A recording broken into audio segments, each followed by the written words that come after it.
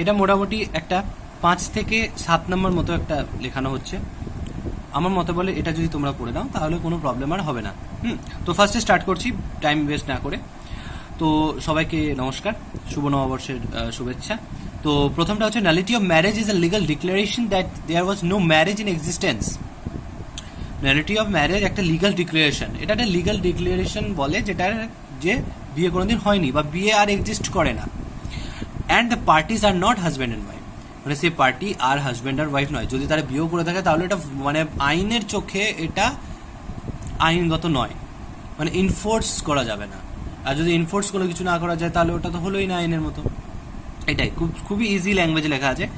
Nullity of marriage is the legal declaration that there was no marriage in existence and the parties are not husband and wife, they are free to marry to other. তারা obviously যখন তারা husband আর wife না, তারা তো নিজেদের বিয়ে করতেই পারে। It points out the validity of marriage according to law. লয়ের মতে এটা ম্যারেজের একটা ভ্যালিডিটিকে বোঝায়। মানে হচ্ছে it means that there was not a valid marriage has perform between the parties, যে তাদের মধ্যে কোনো ভ্যালিড ম্যারেজ পারফর্মডই হয়নি। Before the parliamentary enactment there was no concept of end of marriage or nullity of marriage. তোমরা সবাই জানো হিন্দু ম্যারেজের ক্ষেত্রে যে অনেকে বলে 7 পাকে বাঁধা, হিন্দু ম্যারেজে কোনো কিন্তু এটা কন্ট্রাক্ট হিসাবে ধরা হয় না বা হতো না। আর আগে এটার কোনো কনসেপ্ট ছিল না যে এন্ড অফ ম্যারেজ, ঠিক আছে, নালিটি মানে তো ভয়েড। তো হিন্দুরা তো একটা জিনিস মনে করতো যে 7 পুরুষ আমাদের বিয়েটা থাকবে, তাহলে সেখানে নালিটি অফ ম্যারেজের কনসেপ্টটা আসবে না। কিন্তু পার্লামেন্টারি ইনঅ্যাক্টমেন্ট যখন হয়নি বা যদি বলতে পারি implementation of law, HMA Hindu marriage act 1955 যখন আসেনি, তখন এরকম কোনো কনসেপ্ট ছিল না। But after the enforcement of the Hindu marriage act 1955 there are certain grounds on which marriage shall be declared null and void. These grounds are given under clause 145 section 5 of the Hindu Marriage Act 1955. These grounds are as follows. According to the Hindu Marriage Act, nullity of marriage has been expressed through 2 points. They are as এখানে but থেকে এই 19 মানে this grounds এর আগে পর্যন্ত এখানে তোমরা যদি চাও তো এটা না লিখতে পারো, কিন্তু এটা আমি একটু ভাস্ট বলে একটু ভালো করে বোঝানোর জন্য লিখিয়ে দিলাম। এটা অতটা না লেখারও দরকারও নেই, আর এর থেকে শর্ট হয় না, এর থেকে ইজি ল্যাঙ্গুয়েজ হয় না। আমি একদম ভালো করে ইজি ল্যাঙ্গুয়েজে লিখেছি এটা। দে আর অ্যাজ ফলোজ। ফার্স্ট হচ্ছে void marriage. According to the section 11 of Hindu marriage act, the conditions for void marriage. প্রথম মনে রাখতে হবে যে স্পাউস লিভিং। স্পাউস লিভিংটা কি? If either party has living spouse at the time of marriage. Marriage হওয়ার সময় যদি কোনো তোমার হয় বউ থেকে থাকে বা হাজব্যান্ড থেকে, বা হাজব্যান্ডের ক্ষেত্রে বউ থেকে থাকে বা বউয়ের ক্ষেত্রে হাজব্যান্ড থেকে থাকে, তাহলে সেটা ম্যারেজটাকে ভয়েড হিসেবে ধরা হবে। Sapinda relationship. If marriage between sapindas unless customs and usage are allowed. এখানে যদি ম্যারেজে যদি আমরা সবাই জানি যে সাপিন্ড রিলেশনশিপ মানে হচ্ছে হিন্দু ম্যারেজের ক্ষেত্রে 4 পুরুষ আর ছেলেদের ক্ষেত্রে 4 পুরুষ, এরকম একটা হিন্দু ধর্মের নিয়ম আছে। আমি ঠিক অতটা জানি না, কিন্তু এরকম আছে একটা নিয়ম। সেক্ষেত্রে তাদের মধ্যে বিয়ে হয় না, যেমন বলে যেমন ভাইজি ভাইপো এদের মধ্যে হিন্দুদের মধ্যে বিয়ে হয় না, ঠিক আছে, এটাকে সাপিন্ড রিলেশনশিপ বলে। কিন্তু এখানে লেখা আছে আনলেস, যদি না customs and usage are allowed, যদি না কাস্টমস অ্যান্ড ইউসেজ যদি পারমিট করে। যেমন কাশ্মীরে এমন আছে, কাশ্মীরে যেহেতু হিন্দু মাইনরিটিতে আছে, তাই তারা যদি এরকম সাপিন্ড রিলেশনশিপ ফলো করে তাহলে তাদের বিয়ে হবে না এবং তাদের সংখ্যাটা একদমই কমে যাবে। সেই জন্য সেখানে অ্যালাউ করা আছে। প্রহিবিটেড, যেখানে নিষেধ আছে রিলেশনশিপ, সেখানে ক্ষেত্রে ম্যারেজটাকে এটাকে ভয়েড হিসেবে ধরা হবে unless customs and usage are allowed. এখানেও সেরকমই, যদি কাস্টমস আর ইউসেজ যদি অ্যালাউ করে, যেরকম যেখানে মাইনরে একদম থাকে সেখানে এইসব রুল আর ফলো করা হয় না, তাহলে আর বিয়েই হবে না আর তাদের সংখ্যা একদম কমেই যাবে। এই জন্যই এটা হচ্ছে ভয়েড ম্যারেজে ভাগ গেল। তাহলে ফার্স্ট আমরা কি বুঝলাম সেটা হচ্ছে যে নালিটি অফ ম্যারেজে 2টো পার্ট আছে, একটা হচ্ছে ভয়েড ম্যারেজ, একটা হচ্ছে ভয়েডেবল ম্যারেজ। এবার ভয়েড ম্যারেজ হলো, এবার হচ্ছে ভয়েডেবল ম্যারেজ। তো voidable marriage হচ্ছে according to the section 12 of Hindu Marriage Act, the conditions for void marriage are as follows. First হচ্ছে importance of the respondent. তাহলে রেসপন্ডেন্ট যদি ইম্পর্টেন্ট হয়, ইম্পর্টেন্ট মানে তোমরা বুঝতে পারছো। If the respondent are found importancy at the time of the marriage has performed, then the marriage will be considered as voidable marriage. যদি সেই বিয়ের মুহূর্তে যদি রেসপন্ডেন্ট ইম্পর্টেন্ট হয় তাহলে সেটাকে সেই ম্যারেজটাকে আর ভয়েডেবল মানে ভ্যালিড ম্যারেজ হিসেবে ধরা হবে না, এটা একটা ভয়েডেবল ম্যারেজ। তারপর হচ্ছে incapacity to give consent by the respondent. যদি রেসপন্ডেন্ট আর ইনক্যাপেবল হয় টু গিভ কনসেন্ট, কনসেন্ট দিতে যদি সে ইনক্যাপেবল হয় বিকজ অফ মেন্টালি ডিস্ট্রেস, এরকম টাইপের যদি মেন্টালি ডিসঅর্ডার এটসেট্রা, তাহলে the marriage will be counted as voidable marriage.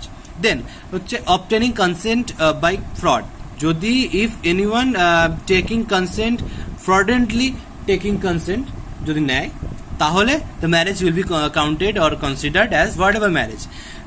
তারপর হচ্ছে concealment of pre marriage pregnancy, concealment of pre marriage pregnancy by the respondent is a ground of voidable marriage.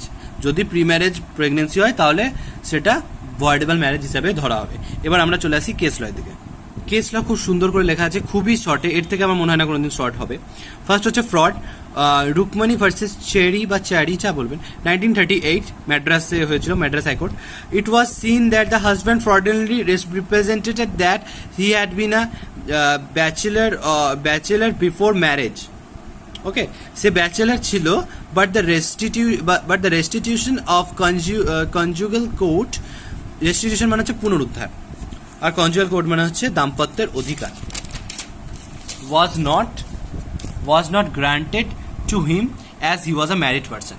মানে এটা হচ্ছে, যদি এখানে বলা আছে যদি হাজবেন্ড ফ্রডেন্টলি রিপ্রেজেন্ট করে যে সে একটা ব্যাচেলার ছিল বিফোর দ্য ম্যারেজ, কিন্তু যদি না হয় সে অলরেডি একটা ম্যারিড পারসন, তাহলে তার বিবাহিত, এখানে যে বলা হয়েছে মানেটা আমি বলে দিই ভালো করে, but the restitution of conjugal right মানে হচ্ছে দাম্পত্যের অধিকার, যে পুনরুদ্ধার করার দাম্পত্যের অধিকার যে সেটা দেয়া হবে সেটা তাকে ফিরিয়ে দেওয়া হয়নি, বা was not return or granted to him as he was a married person. যেহেতু সে একটা বিবাহিত ব্যক্তি হওয়ায় তার যে দাম্পত্য জীবনের পুনরুদ্ধারে, দাম্পত্যের অধিকারের পুনরুদ্ধার তাকে গ্র্যান্ট করা হয়নি বা তাকে ফিরিয়ে দেওয়া হয়নি।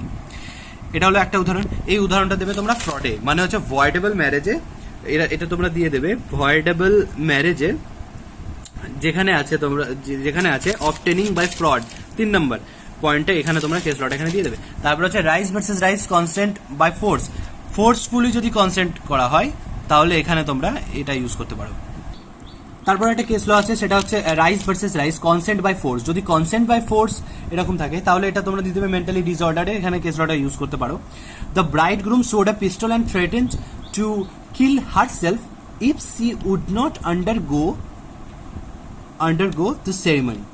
It is observed that the consent of the groom was taken by force। এখানে অবভিয়াসলি যদি তোমাকে বন্দুক মাথায় ঠেকিয়ে যদি থ্রেট করে তোমাকে এটা যেতে হবে বা সেরিমনি অ্যাটেন্ড করতে হবে এরকম টাইপের, তাহলেও এটা একটা ভয়েডেবল ম্যারেজ হিসেবে কাউন্ট হবে। আর এটা হচ্ছে তারপর হচ্ছে ডাইভোর্স, প্রি ম্যারেজ প্রেগনেন্সি দিয়ে একটা হবে কেস ল, সেটা হচ্ছে যে পবন কুমার ভার্সেস মুকেশ কুমারের কেসটা 2001 রাজস্থানের। The wife was pregnant by someone else before the marriage, it resulted mental agony and cruelty, the marriage was dissolve because by the ground of cruelty. Cruelty হিসাবে গ্রাউন্ডে এটাকে ডিসলভ করা হবে। এটা প্রি ম্যারেজ প্রেগনেন্সিতে দিতে পারো আর গ্রাউন্ড অফ ক্রুয়েলটিও দিতে পারো, যেটা তোমার ইচ্ছা। তারপর এটা হচ্ছে ডিজার্শন, এটা হচ্ছে যে ডিজার্শনের ক্ষেত্রে হতে পারে ব্রহ্মচারিয়া, মানে যেমন তোমার সন্ন্যাস নেওয়া হয়, ছেলেদেরও হয় সেরকম মেয়েদেরও হয়। তো the wife became a Brahmakumari and decline to perform his marital obligation, she also left the matrimonial home, মানে যেটা তো শ্বশুর বাড়ি যেটাকে বলতে পারেন। It was held that she was in desertion, এটা ধরা হয়েছে সে ব্রহ্মচারী হয়ে গিয়েছে, সে আর ম্যারিড জীবন করবে না, তখন এটা একটা ভয়েডেবল ম্যারেজ হিসেবে ধরা হতে পারে। এবার হচ্ছে insanity, in Ramnarayan versus Rameswari 1989 Supreme Court held that in এটা একটা রোগ আছে mental disorder, the petitioner should prove not merely the mental disorder but also prove that on what the account the petition is unable to live with the respondent। এখানে যদি ইনসেন্টি দেখা যায় যে আমি মানে ওখানে দেখা গেল যে এই রোগ আছে বা এটা মেন্টালি ডিসঅর্ডার আছে, এখানে তুমি মেন্টাল ডিসঅর্ডারের ক্ষেত্রে এটা mentally disorder by the respondent যদি হয় তাহলে এখানে গ্রাউন্ড অফ ডিভোর্সের ক্ষেত্রে এটা ভয়েডেবল ম্যারেজ হিসেবে ধরা যেতে পারে। তখন যে এটা তাকে প্রুভ করতে হবে, সে শুধুমাত্র প্রুভ করেনি যে মেন্টাল ডিসঅর্ডার, সে মানে আরও প্রুভ করেছে যে কোন কারণে পিটিশনার যে কেস করছে বাদী পক্ষ, যে সে he is unable to live with the respondent, রেসপন্ডেন্টের সঙ্গে থাকতে সে পারবে না, মানে নট এবেল, সক্ষম নয়, সক্ষম তার সঙ্গে থাকতে, এরকম। আর একটা সেটা এখন সেটা ইয়ে হয়ে গেছে, ডিসলভ হয়ে গেছে, leprosy. This ground has been omitted in the year of 2019 by the Personal Laws Amendment Act 2019। এটা এখন উঠে গেছে, তাও এটা লিখে দিলাম। এটা যদি তোমরা টোটালটা লিখে দাও, আমি অলরেডি এটাকে ডেসক্রিপশন বক্সে আমি দিয়ে দেবো এর PDF, এটা তোমরা ফলো করো। পুরো 5 নাম্বার দিলে একদম 5-এ 5, 12 নাম্বার দিলে একটা কনসেপ্ট ক্লিয়ার হয়ে যাবে লিখে দেওয়ার। একটু ভাষ এইগুলো যেমন একটু মানে স্পাউস লিভিং, এটা একটু বড় বড় করে লিখে দেবে, অসুবিধা নেই। আর 5 নাম্বারের ক্ষেত্রে যদি এটা লেখো ইনাফ, একদম ইনাফ। আর এর থেকে আমার মনে হয় কেস ল তোমাদের ক্ষেত্রে সবথেকে উপকারী হবে, কারণ কেস ল এর থেকে ছোট হয় না, এত সুন্দর করে ছোট করে কেস লটা দেওয়া হয়েছে। তো যদি এটা করতে আমার অনেক টাইম লাগলো, তাই যদি ভালো লাগে ভিডিওটিকে লাইক, শেয়ার এবং সাবস্ক্রাইব করে দেবেন ল অ্যাসপিরেন্ট ইউটিউব চ্যানেলকে। আমি আগেও একটি ভিডিও দিয়েছিলাম, সেটাকে খুব ভালো সবাই লাইক করেছে, সেই জন্য আমি খুব ধন্যবাদ। আর এরকম ভিডিও আমি আনতে থাকবো। আমি টাইম পাচ্ছিলাম না মাঝে বলে আমি করতে পারিনি, বাট এবার আমি সপ্তাহে থেকে 3 থেকে 4টে ভিডিও আমি আপলোড করে দেবো, কোনো টেনশনের ব্যাপার নেই। আর এরকম আমি প্রত্যেকটা একটা করে কোয়েশ্চেন দিয়ে দেবো। আর ল এর পেপার নিয়ে কোনো চাপ নেওয়ার কিছু নেই, সবাইকে বলছি প্রেসার ক্রিয়েট করার কিছু নেই। তোমরা পড়তে থাকো, ওই ক্ল্যাট এক্সামের জন্য প্রিপারেশন নিতে থাকো বাইরেরগুলো। আর এইসব পরীক্ষা শুধুমাত্র জাস্ট একটা কোয়েশ্চেন, 3-4টে কোয়েশ্চেন একটা ফরম্যাটে মুখস্থ রাখবে। মুখস্থ মানে কি জাস্ট পড়ে রাখবে, মুখস্থ করার কিছু নেই। এটায় পরবর্তীকালে এই টাইপের কোয়েশ্চেন এলে এই টাইপের ফরম্যাটে নামিয়ে দেবে, ইনাফ নাম্বার পাবে। যারা যদি ঝেড়ে মুখস্থও করে আসে সে 5 পাবে, তুমি না হলে 4.5 পাবে, কিন্তু বেশি ডিফারেন্স হবে না। তো ভিডিওটি ভালো লাগলে লাইক, শেয়ার এবং সাবস্ক্রাইব করে দেবেন। ধন্যবাদ।